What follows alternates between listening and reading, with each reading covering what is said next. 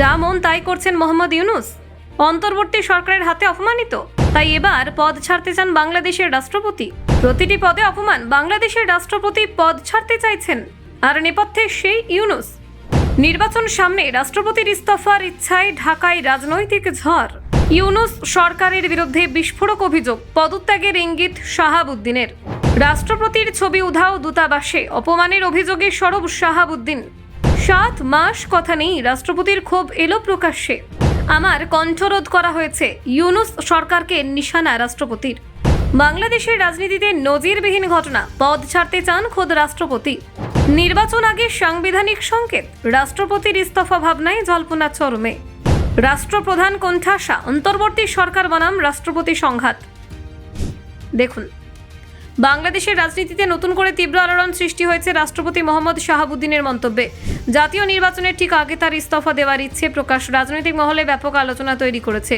খোদ রাষ্ট্রপতির দাবি, তিনি অন্তর্বর্তী সরকারের হাতে চূড়ান্তভাবে অপমানিত এবং সেই কারণেই মেয়াদ শেষ হওয়ার আগেই পদ ছাড়তে চান।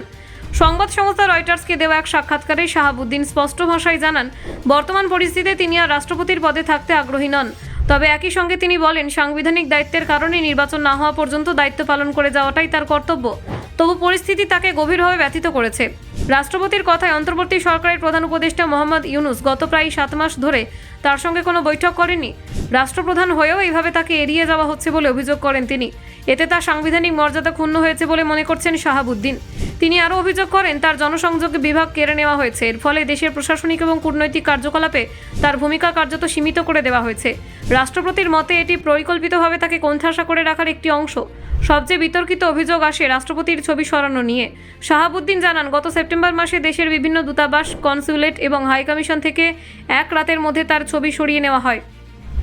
এই ঘটনা তাকে গভীরভাবে অপমানিত করেছে। রাষ্ট্রপতির দাবি, এতদিন ধরে বিদেশে বাংলাদেশের প্রতিটি কূটনৈতিক দফতরে তার ছবি ছিল। হঠাৎ করে তা সরিয়ে নেওয়ায় মানুষের মধ্যে বিভ্রান্তি সৃষ্টি হয়। অনেকেই ভাবতে শুরু করেন হয়তো রাষ্ট্রপতিকে সরিয়ে দেওয়ার প্রক্রিয়া শুরু হয়ে গেছে। এই বিষয়টি নিয়ে তিনি লিখিতভাবে মোহাম্মদ ইউনূসকে জানান বলেও দাবি করেছেন শাহাবুদ্দিন। কিন্তু তার অভিযোগ, সেই চিঠির কোনো প্রতিক্রিয়া মেলেনি। তার কথাই এই নীরবতায় প্রমাণ করে যে তাকে ইচ্ছাকৃতভাবে উপেক্ষা করা হচ্ছে। রাষ্ট্রপতি আরও বলেন, বর্তমান পরিস্থিতিতে তার কণ্ঠ কার্যত রুদ্ধ করে দেওয়া হয়েছে। তিনি রাষ্ট্রের প্রধান হলেও সিদ্ধান্ত গ্রহণ বা মত প্রকাশের ক্ষেত্রে তাকে কোনো গুরুত্ব দেওয়া হচ্ছে না বলেও ক্ষোভ প্রকাশ করেন। প্রসঙ্গত, 2023 সালে বিনা প্রতিদ্বন্দ্বিতায় রাষ্ট্রপতি নির্বাচিত হন মোহাম্মদ শাহাবুদ্দিন। সংবিধান অনুযায়ী তিনি দেশের সশস্ত্র বাহিনীর সর্বাধিনায়ক হলেও বাস্তবে এই পদটি অনেকটাই আলংকারিক। দেশের শাসনভার মূলত প্রধানমন্ত্রী ও মন্ত্রিসভার হাতেই থাকে। তবে গত বছরের আগস্ট মাসে পরিস্থিতি নাটকীয়ভাবে বদলে যায়। ছাত্র গণ অভ্যুত্থানের মুখে পড়ে প্রধানমন্ত্রী শেখ হাসিনা দেশ ছাড়লে সরকার ভেঙে যায়। সেই সময় রাষ্ট্রপতি ছিলেন দেশের একমাত্র কার্যকর সাংবিধানিক কর্তৃপক্ষ। এরপর মোহাম্মদ ইউনূসের নেতৃত্বে অন্তর্বর্তী সরকার গঠিত হয়। ব্যুরো রিপোর্ট, অজানার দেশে।